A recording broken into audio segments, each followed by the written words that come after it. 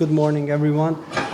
In many countries, child poverty is a significant public health concern. That's why we choose to investigate the importance of social determinants in childhood patients with malignancy. Hi, my name is Miklós Bartók. I'm a pediatrician working currently in a small town hospital. My vision is to prevent childhood malignancies, and my mission is to identify and eliminate contributing factors. I briefly show you my two ongoing studies. With the first one, we will conduct a systematic review and meta-analysis investigating the prevalence of childhood malignancy in different socioeconomic status. Why this topic important? Childhood malignancies are the leading cause of death by disease in developed countries. Although it's a rare disorder, it still possesses a great health burden. Why does it occur? The affected families frequently ask us, unlike adults, these diseases develop from de novo or so-called spontaneous mutation. We choose to investigate socioeconomic differences because there is a well-adopted idea that population from high social class live longer and in better health than those from low social classes. We are running this research on socioeconomic differences with the overall aim to provide some indication about potential causative factors. We choose the clinical question, what is the prevalence of childhood cancer in different socioeconomic status? We use the PEO framework. The population is children. The exposure one is individual socioeconomic measures like education, income, occupation. And the E2 is ecological socioeconomic measures like neighborhood income. And the outcome is prevalence of childhood cancer. Our hypothesis is that the prevalence of childhood cancer is increased in high socioeconomic settings. We run in the three main databases our search with 5 domains with over 25,000 hits, from which we choose 177 articles. We are in the phase that currently trying to visualize our collected data in a meaningful way. So in these next forest plots, we examined the association between maternal and paternal education level and the prevalence of childhood cancer. The use of parental education level as a measure of childhood socioeconomic status is previously demonstrated in the literature, and it's commonly used as a reliable scale of socioeconomic settings. We compare the basic and high education level, indicating the low and the high socioeconomic status. As you can see, our results are not mathematically significant, but there is a visible tendency toward high socioeconomic status, indicating that in high socioeconomic settings, childhood central nervous cancer tumors are more likely to occur. The clinical significance is hard to say at present. As I mentioned earlier, it's a rare disorder with the age-adjusted incidence rates ranging 30 to 40 per million children aged 0 to 14 years. But it's more of a moral dilemma given the fact we are talking about children's lives. Here I show you the strengths and limitations of our studies. There is no gold standard indicator for socioeconomic measure, but our data was collected from national registries, so these are high quality data. There were many adjustments made, but these adjustments wasn't united, and but some well-established risk factor was included in these adjustments. And also the parents' educational level was measured at the birth of the child, so we can make conclusion about later life. The overall conclusion is there is some support for an association between socioeconomic status and childhood central nervous system tumors. The implication for practice could be that in case of not specific clinical signs, extra caution should be advised. And the implication for research is that epidemiologic investigation of potential carcinogen factors which may be presented in high socioeconomic settings could be implemented. The next study, our second project, is a protocol for a randomized clinical trial, glutamine effect on oral mucositis in childhood cancer patients. Why is this issue important? Because during the active treatment, at least 50% of children experience at least one episode of oral mucositis. Anti-cancer therapy-induced inflammation of the mucous membrane have several serious complications.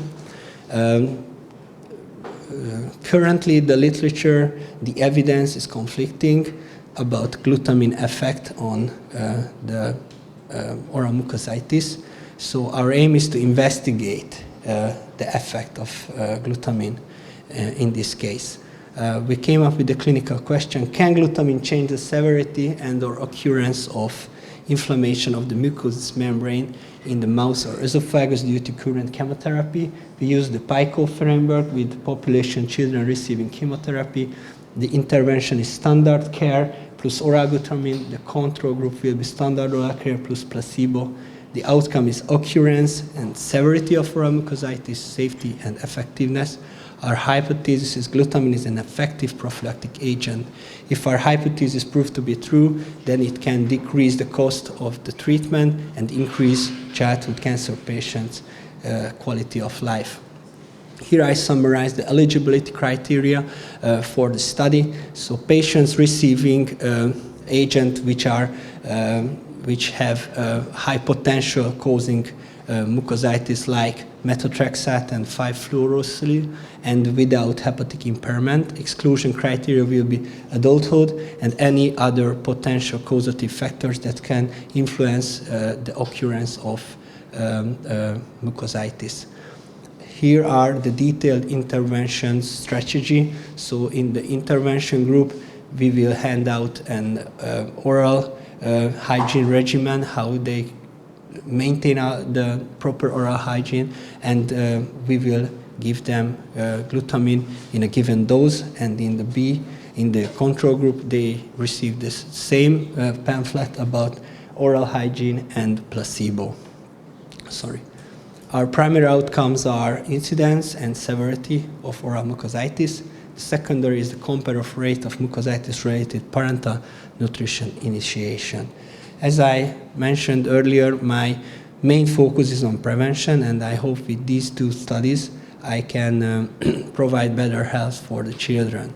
Thank you for your attention, and I close my presentation with the word of ultra swimmer and physician Peter Attia: in life, velocity means very little, acceleration means everything. Thank you for your attention.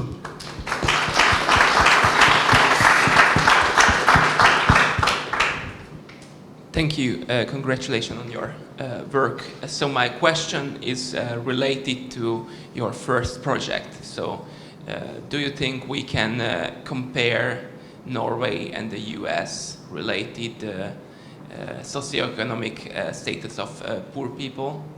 Don't you think it's a little bit, hard to tell?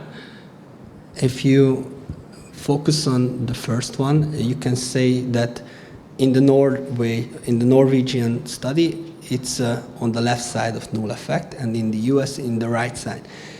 It's maybe because that in Norway, the poverty level is very low, so children poverty level is very low. And yes, of course, the educational system is also very different in these two states. We don't want to compare them, and as I mentioned earlier, the socioeconomic status, there is no gold standard for it. So we have to objectify it somehow, but for the clinicians, for healthcare providers, it would be nice if they can stratify their healthcare based on socioeconomic. So if we know that someone is poor, if we know if someone is maybe rich, we can have a strategy to, in different clinical scenarios, maybe it will be helpful for the clinician. So no, we can't compare them, but it's for the statisticians, and these are the data we just have. And maybe, as I mentioned earlier, the poverty level in the US, they run it in 5 different states. So even in the US, they have different data based on states, different states, but the childhood poverty level, it's still, and also in the Norwegian study, they compare 8 years versus 12 years, where in the US they compare 8 years of scholar degree versus 16 years of scholar degree. So it was very huge difference. Maybe if the Norwegian look more deep into the educational level, so make more categories, maybe their results will be on the right side of the null effect. So we don't know. As I mentioned earlier, we will still trying to show these results in a meaningful way that everyone will accept that yes, these countries are different, but we don't have other approach for socioeconomic other than the education level. As I mentioned, income and occupation is still ongoing, so maybe it will fill the whole picture in a meaningful way. Thank you. Thank you for your presentation. My question has something to do with your first project, and it comes from a social medicine perspective. I love the formulation of your question and your results. How could you translate it, not to clinical practice, but to government policy? Because we love talking about how it translates to clinical practice, but how could you translate it? How would you make a suggestion for social change in this respect? Thank you. So I stated in my first sentence that child poverty is a significant public health concern. So our main idea was that children living in poverty are more affected with this kind of disease. And through the literature search, we found that it's the other way around. So we still don't have an answer that how can we interpret into the policymakers. Maybe it's just the finding that somehow stated that